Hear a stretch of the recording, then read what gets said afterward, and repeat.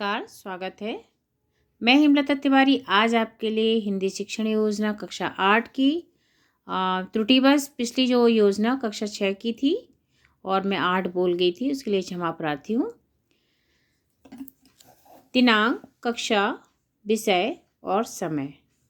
विषय आपका हिंदी रहेगा, समय आपका 35 से 40 मिनट। कक्षा 8 रहेगी लर्निंग आउटकम। बच्चे गद्य पद्य की विभिन्न विधाओं में लेखन के विविध तरीकों शैलियों को पहचानते हैं, जैसे वर्णनात्मकता, विवरणात्मकता, भावात्मक, रेखा या प्रकृति चित्रण आदि, और उन्हें स्पष्टता से बता देते हैं।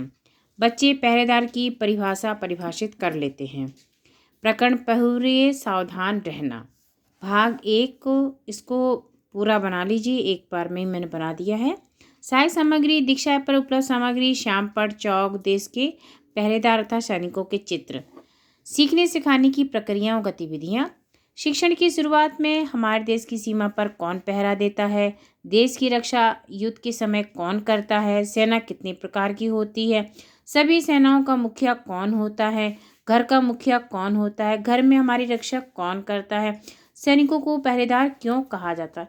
ये सभी प्रश्न बच्चों के लिए बहुत ही आसान है। शिक्षिका कविता पहरुए सावधान रहना में बने चित्र को दिखाकर उनके पूर्व ज्ञान पर आधारित प्रश्नों के पश्चात पाठ का पूर्ण हाव भाव के साथ पद्य का वाचन करेगी। कतिपय बच्चों द्वारा कविता का वाचन करने के लिए भी कहेगी। प्रस्तुत कविता गिरिजा कुमार माथुर जी द्वारा रचित है। इनका जन्म सन 1918 ईस्वी में मंजीर में हुआ था। मंजीर, नाश और निर्माण, धूप के धान, शिला, पंख, चमकीले आदि इनकी प्रमुख विकृतियाँ हैं। प्रस्तुत कविता में कवि ने स्वतंत्रता प्राप्ति के बाद देश के रक्षकों और सीमा के पहरेदारों को देश की सुरक्षा और नवनिर्माण के लिए प्रेरित किया गया है। दीक्षा पर उपलब्ध सामग्री को मोबाइल द्वारा बच्चों को दिखाया जाएगा। कविता में आए कठिन शब्दों को श्यामपट पर लिखा जाएगा। पहरुए, अचल, जनमंथन, रत्न, हिलोर, पतवार, अम्बुधि, कोर, विगत, मुक्ता, शेष, मंजिल, ये कुछ कठिन शब्द हैं जिनके अर्थ लिख दिए गए हैं।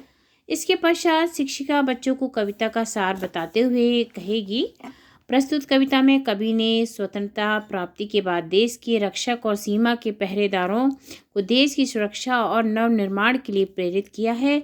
देश के रक्षक पहरेदारों, आज विजय की रति है, देश की सुरक्षा के लिए सतर्क रहो। स्वतंत्रता प्राप्ति के कारण देश के बंद दरवाजे खुल गए हैं। बच्चों को बहुत सारे उदाहरण देके के बता सकते हैं कि हम लोग पैसे जब परतंत्र था हमारा देश तो क्या क्या परेशानियां थी, और अब स्वतंत्रता हो गई है तो क्या क्या हम लोग को आज़ादी प्राप्त हो गई है। उसमें तुम अंचल दीप बनकर प्रकाश करो, जीवन की समृद्धि और देश के नवनिर्माण के लिए बहुत कुछ करना है। नवयुग की नव पतवार को लेकर तुम समुद्र के समान महान बनकर देश की सावधानीपूर्वक रक्षा करो। कवि ऐसा बार बार निवेदन कर रहे हैं। पराधीनता के समय विषम परिस्थितियां बाधा बनी हुई थी, अब स्वतंत्रता के कारण सब दूर हो गई हैं। चिरकाल से बंधी हवाएं अब खुलकर चलने लगी हैं। मतलब ऐसे लगता था कि हवाएं तक को परतंत्र कर दिया गया है, अब स्वतंत्रता आ गई है। तो चारों दिशाओं में मतलब उसमें आप काफ़ी इसे जितना आप बच्चों को समझा सकते हैं बता सकते हैं। बताइए, हमारे अतिक्रमण की गई सीमाएं प्रश्न चिन्ह बनकर खड़ी हो गई हैं। पुरानी विदेशी शासन की प्रतिमाएं टूटकर नए प्रतीक उनकी जगह ले रहे हैं। प्रगति के तूफान को तुम चंद्रमा की तरह दीप्तिमान होकर आगे बढ़ो और सब धानी से देश की सुरक्षा करो। स्वतंत्रता प्राप्ति के बाद देश की प्रगति के लिए हमें कठिन रास्तों पर चलना है। इसी रास्ते को देखने के लिए हमने मशाल ऊंची कर दी है। शत्रु चला गया परंतु फिर भी हमें उसकी छाया से सावधान रहना है। शोषण के कारण हमारा समाज मृत और हमारा देश अभावग्रस्त हो गया था। ऐसा अटल विश्वास है कि देश की रक्षा अथवा सुरक्षा करनी है, क्योंकि हम अब स्वतंत्र हैं। शिक्षण के उपरांत शिक्षिका बच्चों को श्यामपट पर लिखे शब्दार्थों को उतारने के लिए कहेगी। स्वयं कक्षा का घूम घूम कर अवलोकन करेगी। अब इसमें हम लोग गतिविधि करा सकते हैं छोटी सी, वो भी 5 मिनट की। बच्चों, आप भी इस महान देश प्रेम गीत को कक्षा में 5 समूह में बनाकर प्रस्तुत कीजिए। इन्हें 5 ग्रुप बना दें और बच्चों से कहें कि आप लोग इसको सुनाइए। और जिसका सबसे अच्छा रहेगा तो उसको स्टार दे लेंगे। एक और गतिविधि हो इसमें कर सकते हैं, आप लोग सोचकर बताएं कि स्वतंत्रता प्राप्ति के बाद आज अनेक समस्याएं हैं जो देश को आगे नहीं बढ़ने दे रही हैं।